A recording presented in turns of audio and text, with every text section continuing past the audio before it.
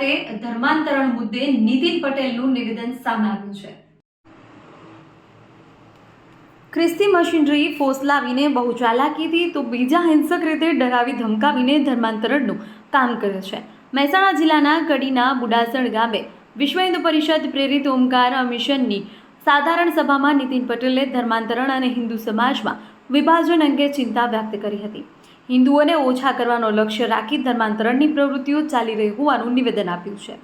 નીતિન પટેલે જણાવ્યું હતું કે છેલ્લા 25, 30 અને 40 વર્ષથી વિશ્વ હિન્દુ પરિષદ અને સંઘ મારફતે જાણવા મળ્યું કે આપણે ઘટતા જઈએ છીએ, આપણામાં વિભાજન છે। તેમણે કહ્યું કે ખ્રિસ્તીઓની સંખ્યા અને વસ્તી વધતી જાય છે।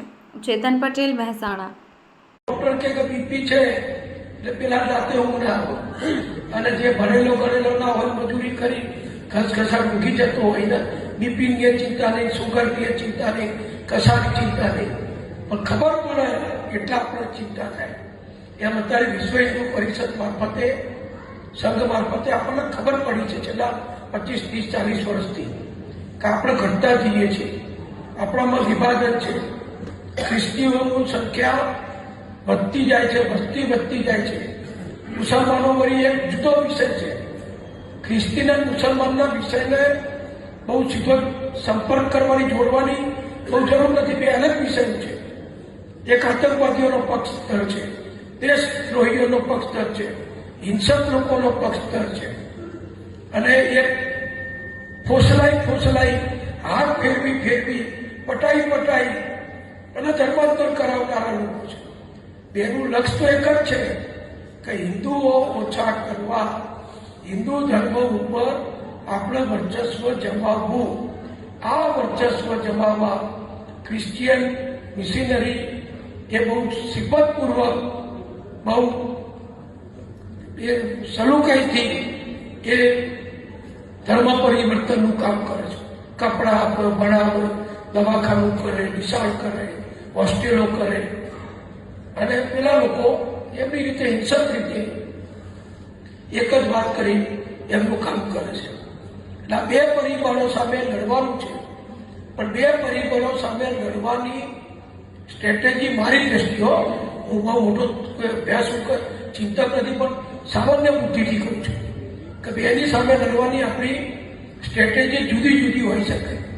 એકની સામે એના જેવું સેવાકીય કામ, એના જેવું શિક્ષણનું કામ, એના જેવું શાળાઓનું કામ એ કરીને આપણા લોકોને આપણામાં જાળવ કરે છે। બીજાની જોડે તો બીજાની સામે આપણે વ્યક્તિગત નાગરિક તરીકે તો બહુ ના કરી શકીએ, એ સરકારનું કામ છે, સંરક્ષણ દળોનું કામ છે।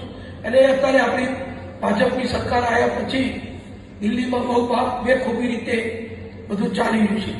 તમે જુઓ નક્સલવાદ એ નાની વાત નથી।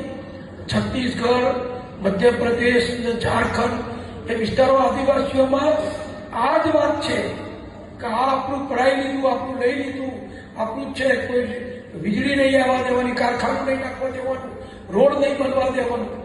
અને નક્સલવાદ એ ડાબેરીઓ, નક્સલવાદ એટલે ડાબેરીઓ, સામ્યવાદીઓ એ જુદા નથી। સામ્યવાદીઓ બધી બહુ હોશિયારીથી લડે છે। પશ્ચિમ બંગાળમાં 25 વર્ષ સામ્યવાદી રાજ સરકાર ચાલી, વિચારી લો તમે, 25 વર્ષ સુધી। અને વીપી સિંહના એવા બધાના સમયમાં તો સામ્યવાદીઓ ભારત સરકારના મંત્રી હતા, એક તો સ્પીકર બન્યા હતા સોમનાથ ચેટર્જી। એટલે આ બધું ઘણો ક્ષેત્રમાં લડવાનું છે। એમાં આપણે લડવા માટે બહુ નાના છીએ, પણ ભાવના ઊંચી છે, એટલે આપણું કડીનું કામ ઘણું ચાલે છે, ઘણું કરી